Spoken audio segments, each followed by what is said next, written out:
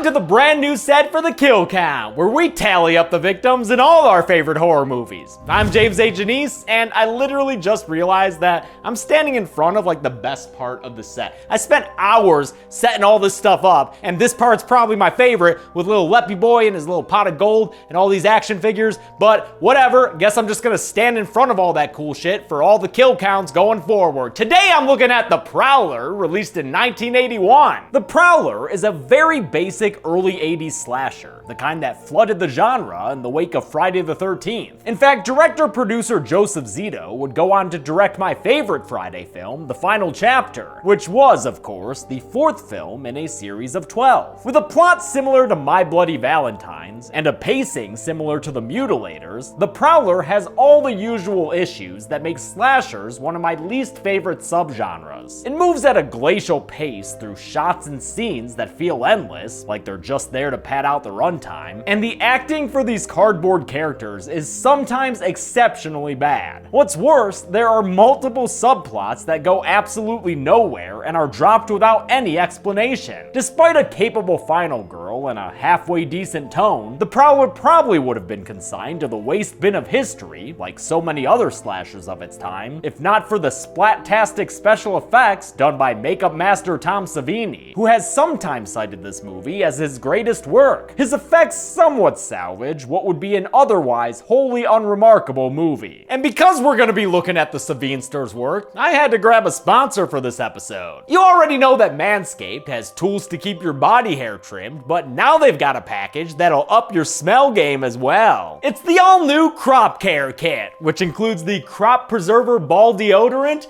the Crop Reviver Ball Toner, the Crop Cleanser Hair and Body Wash, that's this guy right here, and this is the best one, ready? It's the Crop Mop Refreshing Ball Wipes. I just got paid to say ball wipes. Damn, my life is good. Even better, if you get the Crop Care Kit now, they'll throw in this little foot duster deodorizing spray to make your feet smell as good as your crotch. If that sounds good to you, then head on over to manscaped.com/deadmeat, where you'll get 20% off and free shipping on your order. That's 20% off and free shipping to the US, the UK, Australia, and Canada by going to manscaped.com/deadmeat. Let's get a good look at Savini's good kills and count them up.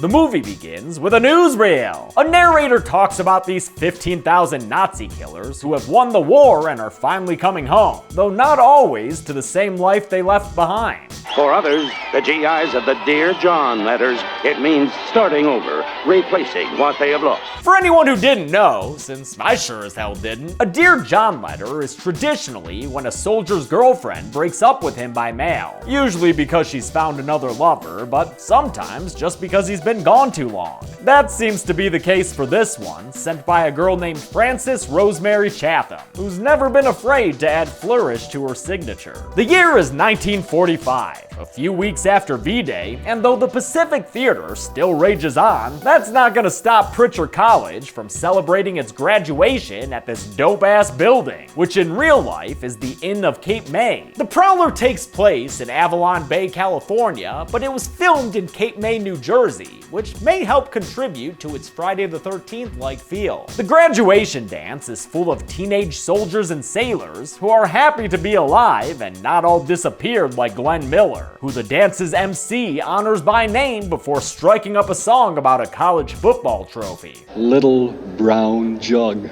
But since this school ain't part of the Big Ten, the letter-writing Rosemary Chatham and her new boyfriend Roy decide to ditch this snooze fest and instead drive around in their Monopoly car. They pass go and head directly to a gazebo. No bullshit. It's the perfect place to get they 40-style necking on. Or at least it would be, if not for one pissed-off farmer in combat boots. Wait, what's that? Dude's not a farmer? Then what's with the... Oh, that makes sense. You know what? I should have figured. And this non-farmer gets a 2-for-1 deal here too. Way to pitch it to him, guy. The killer leaves Rosemary with a flower in her hand and leaves us, the audience, with a title card. Why, thank you, Mr. Killer Man. 35 years later, another graduation dance is just around the corner. In fact, the first for the town since that double murder in the 40s. Like I said up top, very similar plot to My Bloody Valentine. which had come out 8 months earlier. Even though some townsfolk are anxious about the dance's return, Sheriff George Fraser isn't gonna be around to keep things in order due to a curious medical condition. I can't start the summer without fishing. Now you know that. I never could. Sheriff Fraser is played by Farley Granger, by the way, best known for starring in 2 Hitchcock films, Rope and Strangers on a Train. While the sheriff is out on therapeutic leave, Deputy Mark London's gonna be in charge. But don't worry about him. He's a good boy. Who's a good deputy? It's you, Mark. Yes, it is. Mark's kinda sorta dating this Pritchard College student, Pam, a nice bright-eyed final girl type who lives in a dorm with a bunch of her classmates and friends. The dorm is across the street from the home of Old Man Chatham, who, it's hard to tell from this distance, but is played by the notoriously difficult bar-brawling actor Lawrence Tierney, aka friggin' Joe Cabot from Reservoir Dogs. Major Chatham is the town's ex-mayor who banned the graduation dance after his daughter Rosemary was found dead as Dillinger. Although he suffered a stroke a while back, at least he still gets to enjoy some window watching action thanks to Girl Gone Wild Lisa. As the pre-gaming begins, Pam gets ready for her night, as does a feller in military fatigues with a blade in his boot. You look excellent, buddy. Go out there and get him. I know I said there's not much to this movie besides its kills, and I mostly stand by that opinion, but if you squint hard enough, there is a sort of theme about trauma and how we take our war vets for granted, thus our killer in a GI uniform. Pam joins most of her friends on their way to the ball, but their friend Sherry's a slow-ass motherfucking shower, so they leave her water-wasting ass behind. Works out fine for her, since her boyfriend Carl shows up, and they both down for some pre-ball ballin'. Too bad Carl about to die with some blue balls here, cause the killer shows up out of nowhere and kills the college kid by stabbing him through the head and out his chin. Dope! Oh, and a little blood shower on his face too? Wow, this kill is actually amazing. The effects are literally eye-popping. Behind the scenes footage from Savini himself shows how for this kill, they stabbed a very well-made fake head and torso while actor David Cederholm waved his arms around. Good stuff. The killer resheathes his blade and heads into the bathroom where he tells Sherry what his favorite website for music reviews is. It's another drawn-out kill that shows off Savini's expert work, which was so crucial to the movie that they scheduled its entire production around it, since the kills would sometimes take an entire day to set up. Totally worth it. The dance features some pretty decent live music, courtesy of a band named Nowhere Fast, and some pretty spiked punch, courtesy of Crafty College Kids. It also features Deputy Dance Date, who is easily wooed into a dance with sort of mean girl Lisa. Lisa then gets Pam's dress punch drunk, causing our Sparkle and Stripes protagonist to head back to her dorm room to change. Lucky for the killer though, Pam never bothers to check in on Sherry, who's getting rose teabagged in the shower right now. On her way out, Pam sees the killer and rightfully decides to book it the fuck out of there. A perfunctory slasher chase scene ensues, which includes an egregious example of the awful unable to open a locked door trope. Like, seriously, that is really bad. But eventually Pam escapes. She's grabbed by Old Man Chatham as she flees, and although his leather-bound grip is dead tight, this rambler gets rambling and runs into the arms of Deputy Hunt. Mark looks around but doesn't find anything, so the two of them head to Old Man Chatham's to ask him directly what the heck he had been doing back there. Chatham's house is played by the Emlyn Physic Estate, an enormous 18-room Victorian mansion that now serves as a Cape May museum. They walk right into the dude's house and look around with a flashlight since the lights are all off.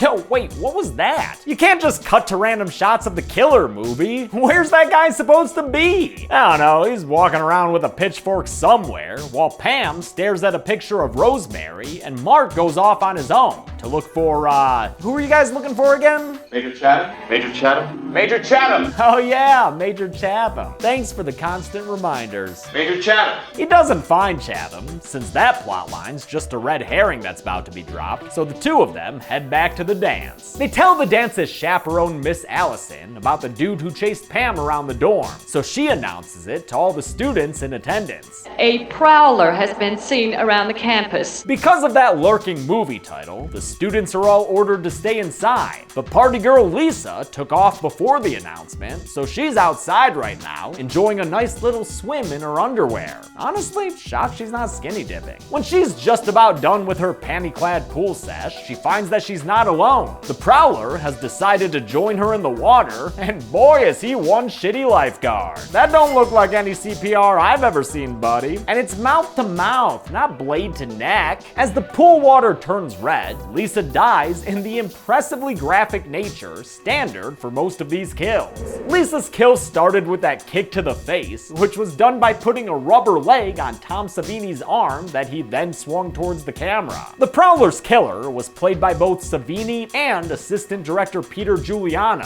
who I think was in the costume during this pool kill. Even looking at it though, I don't know how they faked that machete in the neck. It looks so good. Miss Allison comes outside to look for Lisa and finds a pretty big red clue as to where the girl could be. She tries to run back inside, but is attacked by a bush that holds her against a wooden gate and stabs her in the neck. Man, killer bushes? What is this, The Happening? I've actually never seen that movie, but I'm pretty sure bushes stab people in it, right? Deputy Pam's man and Pam are told that some kids are messing around in a cemetery by local store owner Kingsley, who looks like he could be a cousin of Sid Haig's. They act on the tip and go there to check it out, where Mark finds a grave that's recently been reopened. Really gonna try and lift that casket by yourself, Mark? You ain't the fucking tall man. He shares this new plotline with Pam before he finally gets the coffin open to reveal Lisa's body. And don't look now, but this was Rosemary Chatham's grave. I think. Or does that say Infirmary Posley? Deputy Unprepared decides to finally call the sheriff at his vacation fishing lodge. But the dude at the front desk, friggin' Boston Bob there, is too busy playing solitaire and drinking Rolling Rock to help him out. Mark calls the state police next, who say they'll be there in half an hour, and in the meantime, he and Pam are gonna head back to that house they were at before. The one owned by, shoot, what was it again? Major Chatham! There it is. Once again, they separate as they look around this giant dark house because that's clearly the smartest thing to do. After it gets even darker, Deputy Bright Idea heads into the basement to fix a fuse, only to get silently ambushed by the killer. The Prowler raises his pitchfork high above Mark's head before the movie cuts back to Pam. She goes fishing for Santa Claus and finds a rotten corpse in some flapper attire. Shit, better get out of there before things get worse, Pam. I'm here for our date, Rose. Too late! The Prowler takes out his bayonet and embarks on another cliche chase scene. This one featuring the old running up the stairs bit, as well as the classic, but very random here, rat almost ruining a hiding spot gag. Throw in an overdone horror movie shot and whammo, folks, that's how you do nothing new. The chase ends when this Otto dude comes in and shoots the Prowler down. Otto is the brother, I think, of that Sid Haig looking store owner Kingsley. And although he gets to play the hero for a mo, the Prowler wakes back up and shuts that shit down with a shotgun blast that splatters Otto against the wall. Pam retaliates with a pitchfork head to the back before she and the killer wrestle around for the gun. During the struggle, Pam messes with his mask, forcing him to remove it and reveal himself as Sheriff Frazier. Because of fucking course. Think you can take this guy out, Pam? Holy shit, that was incredible! That dude's head just blew up so bad they had to fade to black. I mean, wow. Tom Savini mastered the exploding head in Maniac, and for this encore performance, he used a dummy head filled with condoms full of fake blood and apple cores. Yum? Somehow, Deputy Useless is still alive, and he drops Pam off at the dorm the next morning as he goes to talk to the real police. She gets to her room and finds the shower still running because someone just doesn't know how to conserve water. Damn it, Sherry, we have to pay for that. Pam starts to get grabbed at and Carl's eyes start bugging out, but I didn't mess up when I put him on the kill count, because this whole scene is like a dream or some shit. The movie ends with Pam traumatized. That's all I got. That girl's messed up now. How many kills occasionally punctuated this movie's prowling pace? Let's find out and get to the numbers. Join me, won't you? Won't you? Please? 8 people died in the Prowler, and with 4 men and 4 women victims, that gave us one of those visually satisfying pie charts. Symmetry is nice, you know? With a runtime of 88 minutes, that left us with a kill on average every 11 minutes flat, which is also nicely symmetrical. Great job, the Prowler. I'll give the golden chainsaw for coolest kill to Cher Frazier, fucking obviously. It may have been a somewhat unsatisfying killer reveal, but at least he went out with a bang. Literally. Dull machete for lamest kill will go to Otto, even though it's not bad as far as gun deaths go. It's another kill too, where I watched the behind the scenes footage and I'm still not sure how they did it. That's what I call movie magic. And that's it. The Prowler came out in 1981 and is also known as Rosemary's Killer. On Sunday, we're looking at Blood Quantum, which is available to watch on Shudder. But until then, I'm James A. Janice. This has been the Kill Cow. Thanks a lot for watching this Kill Cow. I want to thank some patrons like JJ Zavala, Edgy Koopa, ABT Gaming, Robin Hogard, Kids Bob 2005, The Mixter, and Superfan Giovanni. Let me know what you guys think of the new set. Again, I am very upset to realize that I'm standing in front of all the cool shit. Be good people.